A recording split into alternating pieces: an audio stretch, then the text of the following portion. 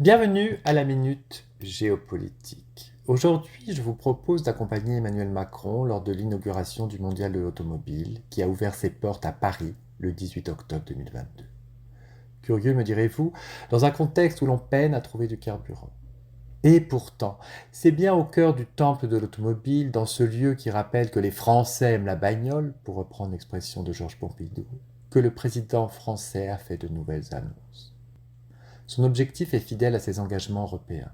Les Français doivent se convertir à la voiture électrique. Fini le thermique. La France doit fabriquer 2 millions de véhicules électriques en 2030.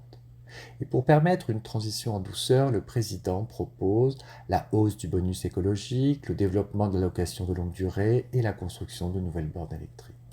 Avoir une France qui carbure à l'électrique est une intention louable, certes, mais le risque demeure.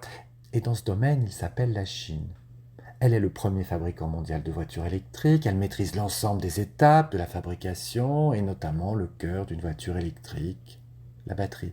Enfin, la Chine contrôle les principales sources d'approvisionnement en métaux lourds, comme le graphite.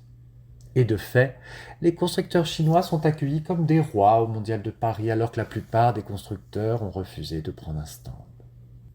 Renault ou Stellantis seront-ils demain victimes du succès de ces constructeurs chinois encore inconnus aujourd'hui, tels Great Wall, la Grande Muraille, ou Build Your Dreams, réalisez vos rêves?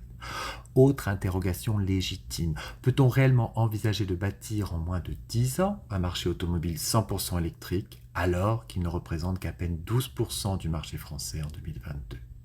Bref, malgré l'optimisme du président Macron, le défi est de taille. Entre les automobilistes mécontents, les constructeurs inquiets, les écologistes soucieux de la planète, le climat est électrique.